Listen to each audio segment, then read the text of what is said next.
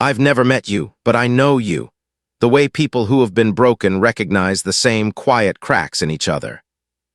I know the weight you carry, the way you still choose kindness, and how you laugh like you're trying to protect everyone else from your pain. And if loving you means walking beside you in that darkness until the light feels real again, then that's the version of forever I'm choosing. Some nights stay with you not because something magical happened, but because you were so sure nothing ever would. That was the kind of night I had before I met the man who would teach me what real kindness looks like. Rain was coming down in thin, tired lines, the kind that doesn't bother to be dramatic. I was standing at a bus stop in downtown Toronto with a dead phone, wet sneakers, and a heart still raw from a breakup that felt less like an ending and more like being quietly erased. The city hummed around me, cars hissing over wet asphalt, neon signs flickering over late-night diners, a siren wailing somewhere I didn't want to imagine. I pulled my jacket tighter and told myself I was fine, the way people do when they're not even close. The bus was late. Of course it was. A guy in a suit swore under his breath and checked his watch for the 10th time. A couple argued softly in Spanish beside me, their hands still linked even as their words snapped. At the far end of the shelter, a man in an old army jacket sat on the ground with a cardboard sign that just said, "I'm trying." No numbers, no story, just those two words. People looked at him, then looked away, like kindness was something they couldn't afford on a Monday night. I saw it all and did what I had been doing for months. Nothing. Keep your head down, don't get involved. Survive your own life first. That had become my silent rule after my ex left with the line, "You care about everyone else more than you care about yourself." It sounded like an insult and a compliment at the same time, and I hadn't figured out what to do with it, except build a small, invisible wall around my heart and stand behind it. The bus finally turned the corner, headlights cutting through the rain. People shuffled into position, already half inside their own worlds. That's when a black car sped too close to the curb, sending a wave of dirty street water straight toward the man with the cardboard sign. He didn't even look up. Maybe he was used to it. Maybe he'd already accepted that the world wasn't going to be gentle with him. The water was mid-air when someone moved. A tall guy stepped out from the crowd like he'd been expecting this moment his whole life. Brown jacket, dark jeans, hair just long enough to curl at the ends, already damp from the rain. In one swift motion, he slipped off his own coat and held it out like a shield, taking the main hit of the splash on his back. The man on the ground flinched but stayed mostly dry. The rest of us got a light spray, a dirty kiss from the city. The tall guy laughed, actually laughed, as freezing water ran down his neck. "Guess the city needed a shower more than we did," he said, shaking his hair like a dog. People chuckled, that easy, surprised kind of laugh that happens when someone breaks the script. The man in the army jacket blinked up at him, confused. The tall guy knelt down, laid the now soaked coat over the man's shoulders like it didn't matter that it was probably his only jacket, and said softly, "You look colder than me, man. Keep it." The man on the ground stared at him, eyes bright and wet in a way that had nothing to do with the rain. "You don't know me," he said hoarsely. The tall guy smiled, a slow, tired smile that reached his eyes. "I don't have to know you to know you're worth a dry coat." It was such a simple sentence, but it landed inside my chest like a stone thrown into still water. No big speech, no dramatics, just a choice made in a second to be kind when it would have been easier not to be. The bus doors hissed open. People began filing in, stepping around the moment like it was a puddle they didn't want to think about. I moved with them, but my eyes stayed locked on the tall guy. There was something familiar about him, not his face exactly, but his energy, calm, gentle, a little haunted. He reminded me of the way Keanu Reeves looked in interviews I'd watched at 2 a.m., like he'd seen both the bright and the broken parts of the world and decided to stay kind anyway. I tapped my card and found a seat in the middle of the bus. Just as I sat down, he climbed on. His shirt clung to his shoulders, still wet from the splash. No jacket now. No complaint. He walked down the aisle with that quiet, self-contained confidence that isn't really about confidence at all. It's about not needing to be noticed. The only open seat was next to me. He gave me a polite nod, like we were already co-conspirators in some small, ridiculous war against puddles, and sat down. Up close I could see that he had faint scars on his knuckles, the kind you get from punching something harder than your own anger. His eyes were dark and steady, carrying the kind of tired that doesn't come from a long day, but from a long life. For 2 stops we rode in silence, the bus rocking us side to side. My brain screamed at me to say something, anything, just to acknowledge what I'd seen. Instead, I stared out the window, watching the city smear into streaks of color.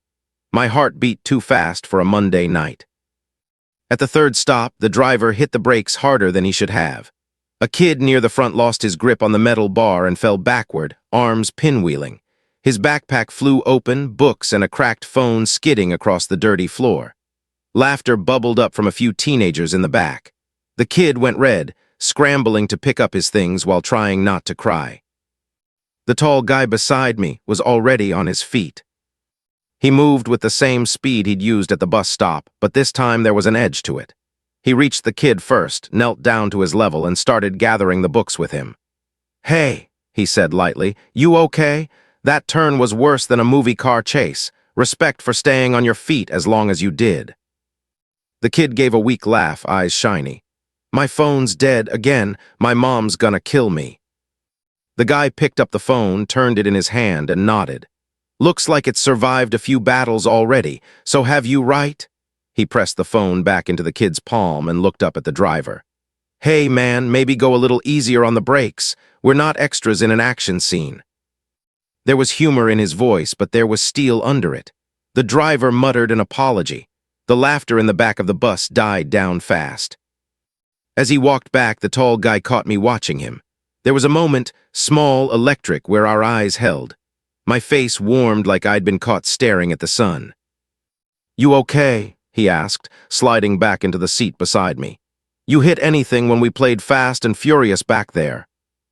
"I'm good," I said, my voice coming out smaller than I wanted. "You're very fast." He shrugged, a little embarrassed. "I just hate seeing people hit the ground if I can do something about it." Then he added, almost like a joke, "Blame too many action movies growing up. You start to think you're supposed to do the right thing in slow motion." The line made me laugh, but there was something underneath it that didn't feel like a joke at all.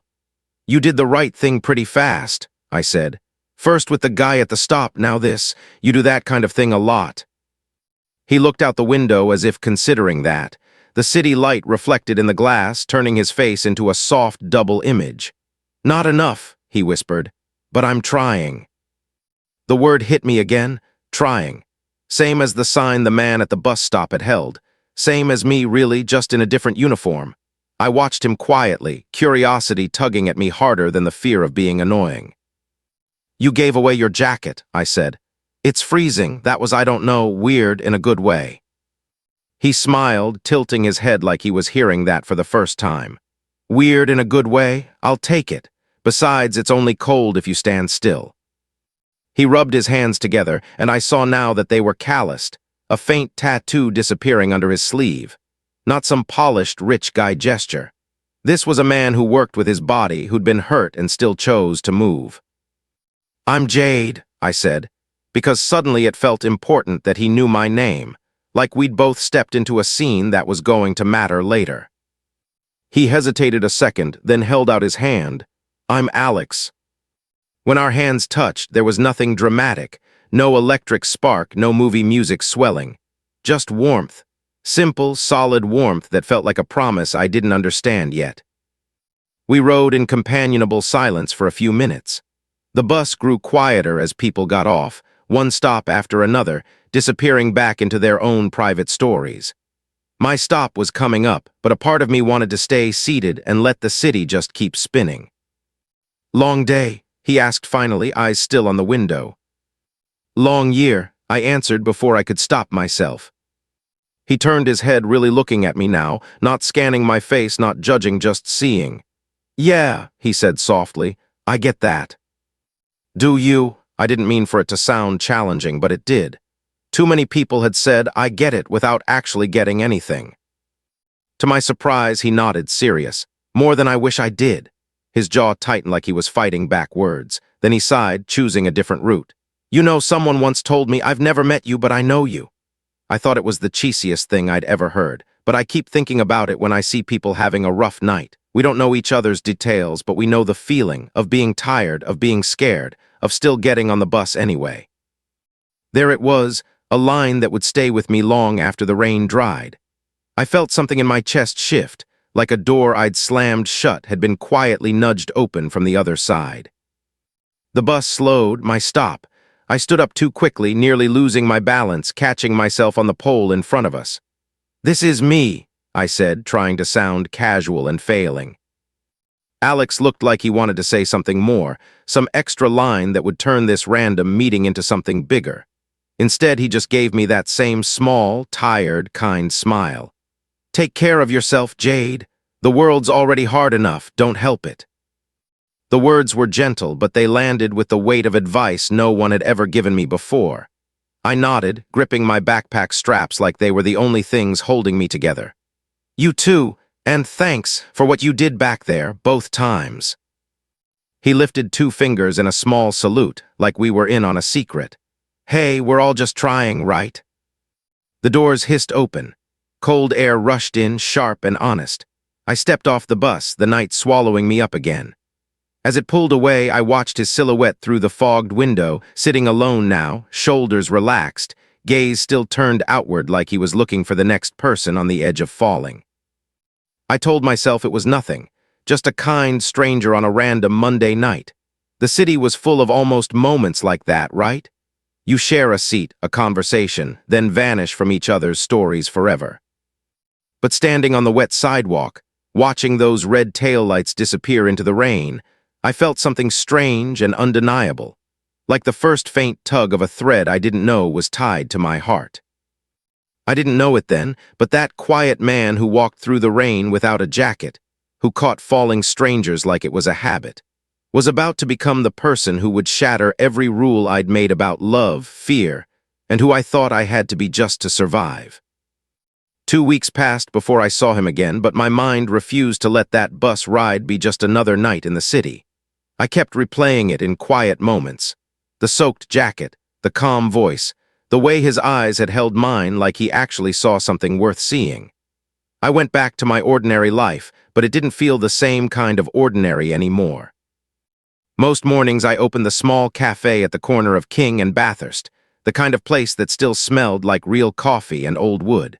The walls were covered with retro movie posters, action flicks, old romances, a few cult classics that only film nerds loved. The owner, Marisol, said it made people feel like they were stepping into a story instead of just another day. Back then, I didn't believe her. Lately, I was starting to. I arrived before sunrise, flipped on the lights, and watched the place wake up. The hiss of the espresso machine, the soft thud of cups, the first trickle of customers carrying laptops and sleepy eyes. It was my simple, quiet rhythm. But even in that routine, I noticed something changing. On my commute, I caught myself studying people on the bus, wondering about their lives. I looked for Alex in every tall silhouette, every tired smile reflected in the fogged windows. He never appeared, but the habit stuck. One slow afternoon, my coworker Louis came in late from his smoke break, phone in hand, eyes wide. "You have to see this," he said, shoving the screen in my face.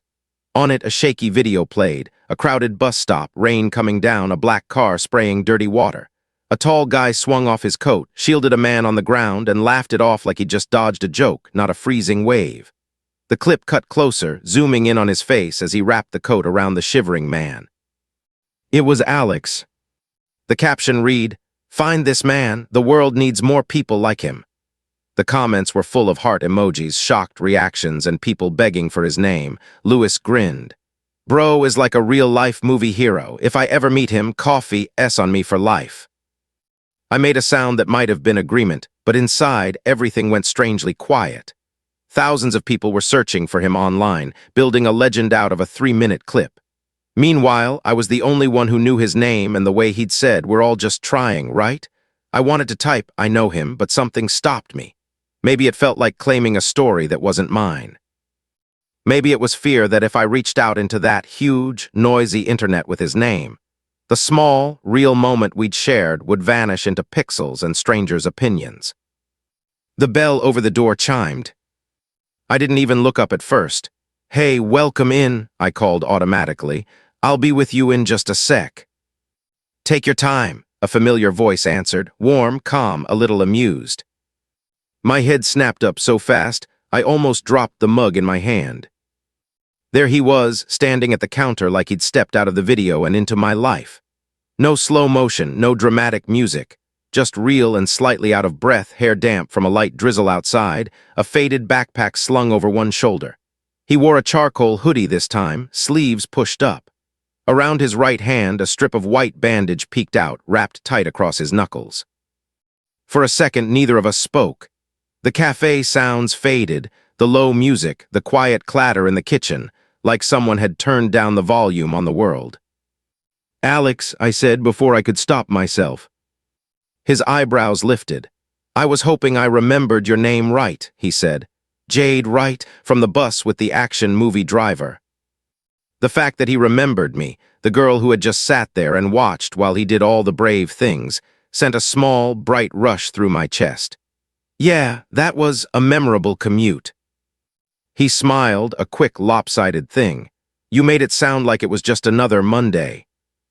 "It was until you pulled a full stuntman routine for a stranger." I nodded toward his hand. "You okay?" He glanced down, flexing his fingers like he'd almost forgotten the bandage. "Yeah, work thing, nothing dramatic, I promise." He cleared his throat. "Could I get a black coffee, whatever's strongest, and maybe something that has more sugar than actual nutrition?" "Dangerous combination," I said, grateful for the banter. "You want a cinnamon roll that will definitely outlive us all." "That sounds perfect." I made his coffee with more focus than necessary, suddenly aware of every movement, how I held the pitcher, the way the steam curled up between us. I slid the cup toward him. "On the house," I heard myself say. He frowned slightly. "You don't have to do that." "I know," I answered. "I want to." He studied me in that steady way he had, like he was weighing the offer, checking if there was a catch. Then he nodded, accepting it like it was more than caffeine. "Thank you," he said softly. "For what it's worth, that means a lot today." Something in his tone made me want to ask why today, but the words got tangled with my old fear of pushing too hard. Instead, I leaned on the counter and went for safer territory. "So, internet says you're a hero now." His eyes widened. "Oh no, you saw that?" "The whole world saw that," I said. "You're kind of semi-viral." He groaned, burying his face briefly in his hands. "I hate cameras. That was just a thing that happened. I didn't even know anyone was recording." "Welcome to 2024, I said. "Existence equals content." He shook his head, laughing under his breath. "I'm not a hero, Jade. I was just standing in the wrong place at the right time." "Most people in that place didn't move," I said quietly. "You did, that's not nothing." Our eyes met again and I saw it, just for a second, the shadow behind his humor. Regret, maybe, or something sharper. He broke eye contact first, nodding toward a poster on the wall behind me. "You work in a cafe that worships old movies. That explains a lot." "What does it explain?" I asked, curious. He shrugged. "Why you looked like you recognized the way that night felt. Like you've watched a lot of stories where people have to decide who they want to be, and now you're trying to figure it out off screen." It was such an oddly accurate thing to say that I didn't know how to answer. "What about you?" I asked. "Too many action movies turned you into a real-life stunt double for strangers." He hesitated, then gave me a small, honest smile. "Close. I used to do stunt work, low-budget stuff, a little security on the side. Now I mostly teach fight choreography and self-defense at a community gym. Less broken bones, more, hopefully less broken people." "That's actually very cool," I said, and I meant it. The pieces were clicking together now, the quick reflexes, the easy way he moved his body, the comfort with stepping into chaos. "Is that why your hand is wrapped?" He glanced down again. "I punched a padded wall too hard," he admitted, half embarrassed. "Not as impressive as it looks." "Depends on what the wall said to you," I joked. He laughed, a real one this time, shoulders relaxing. It had a very punchable attitude. For a few minutes it felt simple. He took a seat near the window. I wiped down tables that were already clean just to have a reason to stay close.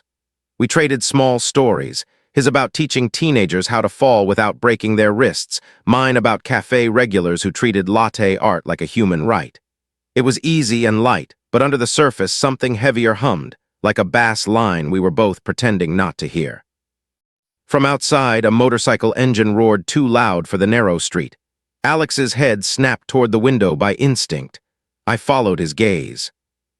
A woman with shopping bags was crossing the road in front of the cafe, hood up, headphones in.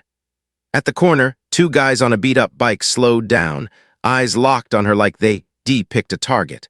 One of them hopped off while it was still rolling, moving quick and low, the way people do when they're about to make a choice they know is wrong. Alex was on his feet before my brain had fully registered what I was seeing. The guy reached for the woman's bag. She yelped, stumbling back, almost slipping on the wet pavement. A couple of pedestrians froze, watching. The biker jerked the strap harder. The woman's elbow slammed against the glass of our front window with a dull bang that made my heart jump into my throat. Alex's coffee was still steaming on the table when he pushed through the door so fast the little bell shrieked above him. "Alex," I called out without thinking, but he was already moving, already gone, running straight into the kind of moment that turns into either a story you tell for years or a scar you never stop carrying. By the time my brain caught up, my body was already moving. The tray cloth I'd been holding dropped to the floor, and I shoved the door open so hard the bell slammed against the glass. Cold air hit me like a slap. On the sidewalk, everything was chaos and slow motion at the same time. The woman with the shopping bags was half kneeling, hands clamped around her purse strap. One of the guys was yanking it, swearing, his face tucked under a cheap mask. The motorbike idled crooked on the curb, the second guy still astride it, visor down, engine snarling like it was laughing at all of us. Alex reached them first. "Hey," his voice was sharp, not loud, but it cut through the street noise. He grabbed the thief's wrist, twisting it away from the woman in a move that was clearly practiced. Not movie flashy, efficient. Real. The guy yelped, hands spasming open. The woman scrambled back, clutching her bag to her chest, eyes wide. "Walk away," Alex said, calm and terrifyingly steady. "Now." The rider swung off the bike. "Mind your own business, man," he snapped, shoulders squared the way people do when they're not used to being told no. I was already digging for my phone, fingers clumsy. "Call the police," I gasped to no one in particular, then realized I was that no one. I dialed with shaking hands, backing toward the woman. "Are you hurt?" I asked her. She shook her head too fast. I think I'm okay," she stammered, but her voice was thin. Her eyes stayed locked on Alex. The street had gone into that strange city hush where everyone is watching but pretending not to. A couple across the road stood frozen with grocery bags. A teenager on a scooter hovered by a lamppost, phone already out, recording. Somewhere nearby, a car horn blared and then cut off. The guy whose wrist Alex held twisted, trying to break free. "You don't know who you're messing with," he spat. Alex's reply was so quiet I almost didn't hear it. "I don't need to know you don't get to do this." The rider stepped closer, hand going inside his jacket. My stomach dropped. "Alex," I shouted, "he's..." A blade flashed, small but real, catching the weak sunlight as it came out. The crowd sucked in a collective breath. The teenager with the phone took a step back, still filming. Alex shoved the first guy away, turning just as the second lunged. Years of stunt work kicked in, you could see it. He sidestepped, grabbed the attacker's arm, pivoted his weight, and in one fluid motion sent the guy stumbling into the side of the parked bike. Steel clanged against metal. The knife clattered to the pavement, skidding under the curb. For a heartbeat, it looked like that was it. Hero move, villains down, roll credits. Then the first guy, the one Alex had pushed off, came from the side with a wild swing, fist catching Alex off guard. His head snapped back. He staggered just enough. The second guy, scrambling to his feet, snatched the knife from the ground and slashed, desperate and untrained. Alex jerked away, but not fast enough. The blade caught his forearm.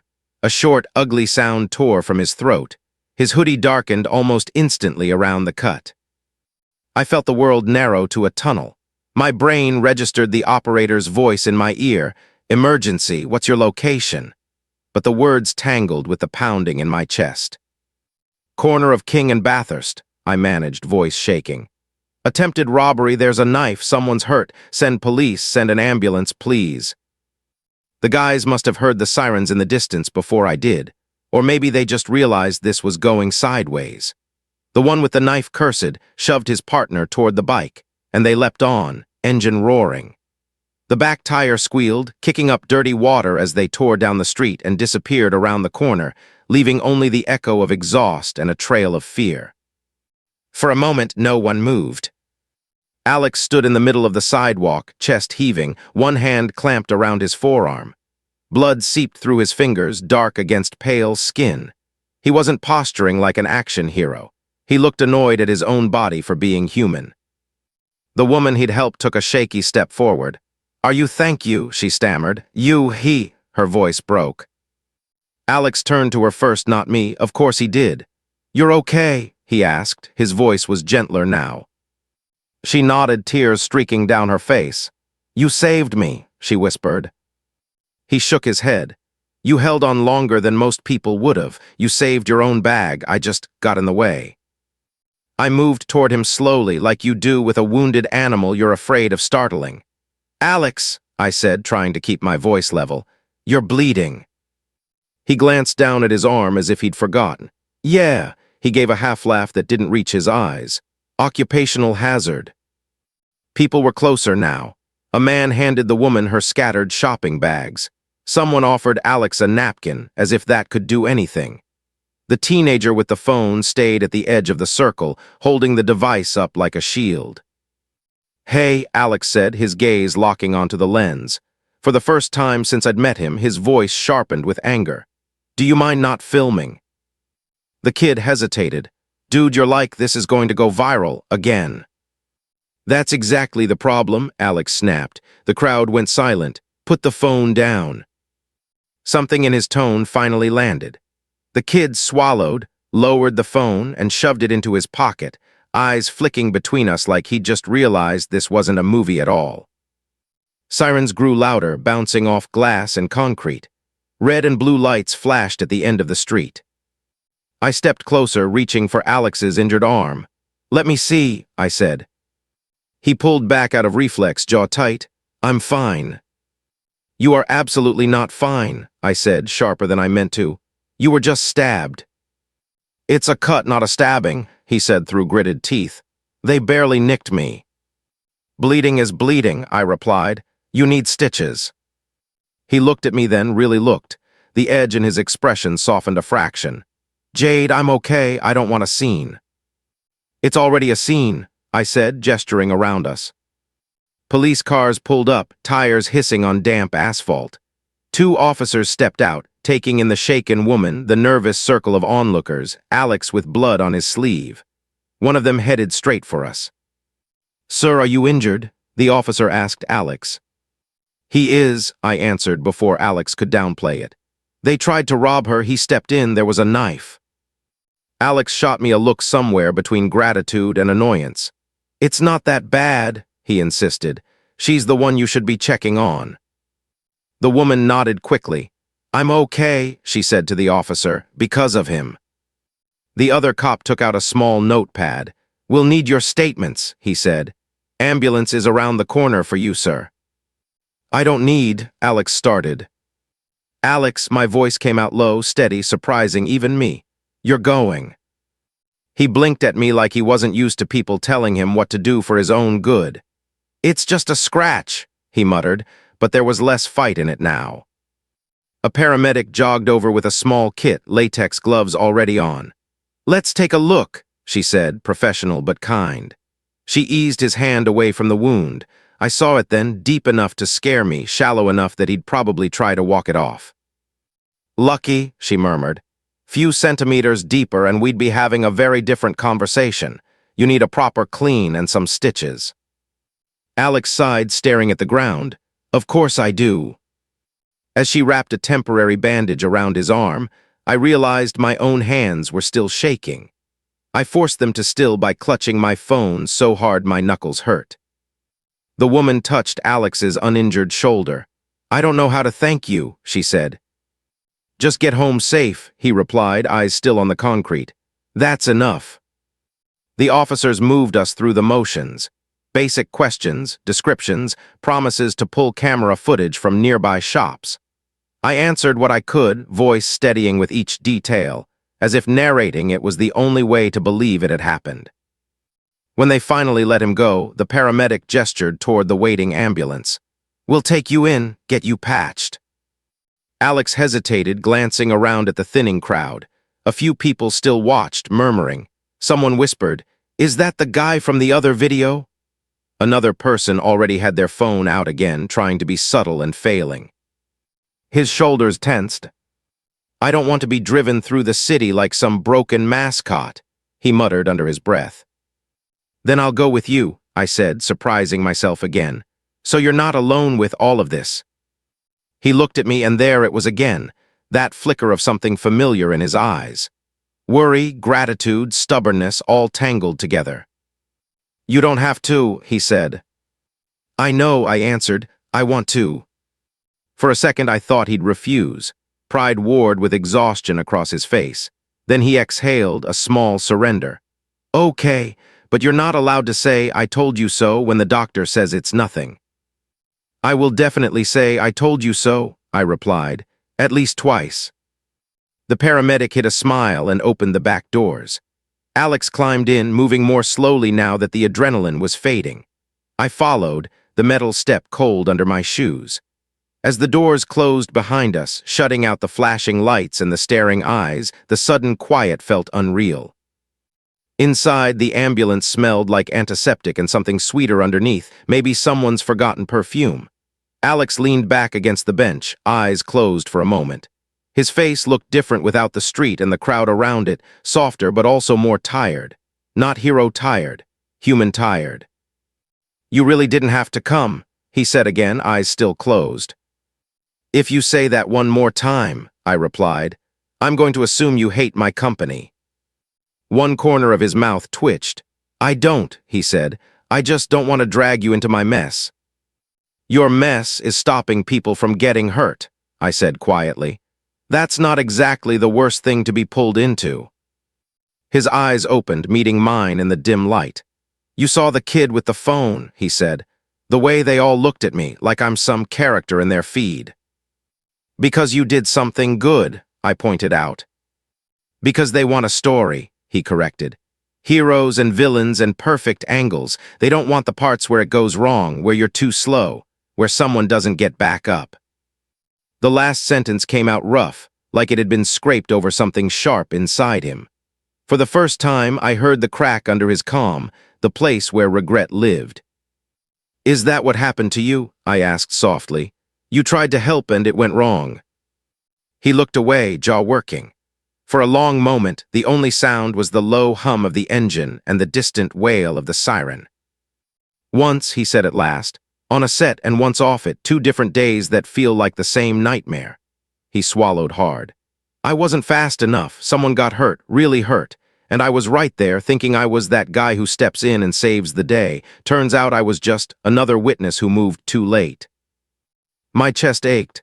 "You're not late now," I said. "You keep showing up, even when it costs you." He laughed softly, but there was no joy in it. "Yeah, well, maybe I'm trying to pay off a debt that doesn't have an ending." The ambulance lurched slightly as we turned a corner. The paramedic checked the bandage, satisfied it was holding. "I don't know everything you've been through," I said carefully. "But I know what it feels like to keep blaming yourself for things that already hurt enough without the blame.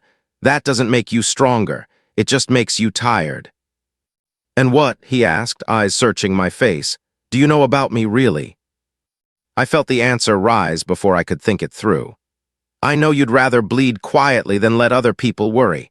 I know you hate cameras but keep walking into situations people want to film. I know you joke when you're scared. And I know you don't think you deserve the way people look at you when you do something good." Silence settled between us, but it wasn't empty. It hummed with something new. Alex breathed out slowly, like he'd been holding that air for years. "You sound like you've known me a long time," he said. I met his gaze, heart beating too fast and too loud. "I've never really met you," I said, borrowing his own line from the bus, "but I know you." His eyes softened. something breaking and rebuilding behind them. For a second, he looked like he might say something that would change the shape of whatever this was between us. The ambulance slowed, turning into the hospital driveway. Bright lights flooded the small windows. He lowered his eyes to his bandaged arm, his voice barely above a whisper. "If you're right about me," he said, "you might not like everything you find." The doors swung open, cold air rushing in again, and I felt the moment slip away before I could grab it, leaving me with one sharp, undeniable truth. Whether I liked it or not, I was already falling into his story, and I had no idea yet how much of myself I was about to risk just by choosing to stay.